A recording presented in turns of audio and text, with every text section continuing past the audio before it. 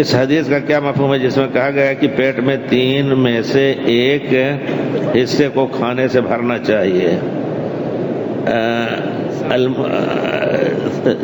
پیارے رسول نے فرمایا کہ آدمی جو ہے ثلث للطعام و ثلث للہوا و ثلث للماء، 1/3 پانی، 1/3 کھانا، 1/3 سانس کے لیے چھوڑ دے۔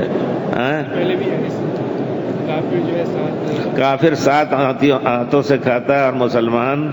1 آنت سے کھاتا ہے، لیکن اس میں بھی پورے طور پہ بھرتا نہیں ہے، بلکہ 1/3 سانس کے لیے، 1/3 کھانے کے لیے، 1/3 پینے کے لیے۔ یقیناً اسلام میں اگر آپ کتاب لکھیں تو صحت سے متعلق حدیث شریف میں، کلام پاک میں سب سے پہلے حدیث شریف میں بہت کچھ یعنی ہدایتیں ہیں، اگر ان پہ برتے آدمی تو بیمار نہ ہو، کیونکہ اللہ تعالیٰ نے ہر چیز کو اسباب کے ساتھ رکھا ہے۔ اب آدمی کبھی کبھی بچے زیادہ کھا لیتے ہیں، رات میں الٹی کرتے ہیں اور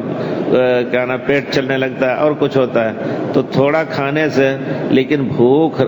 جب لگے تب کھائے آدمی، یہ بھی ایک چیز ہے۔ آج کل لوگ بغیر بھوک کے کھاتے ہیں، کیونکہ ناشتہ بھی زوردار کر لیا، دوپہر کا کھانا بھی زوردار کر لیا، تو بے بھوک کے زبردستی کھاتے ہیں، تو اس سے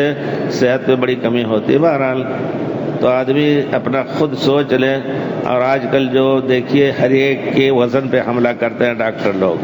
سب سے پہلے وزن کم کیجئے، صحیح ہے، ورنہ تمام بیماریاں آتی ہیں، گھٹنے کی بیماری، سانس کی بیماری، رات میں کھرراٹے کی بیماری۔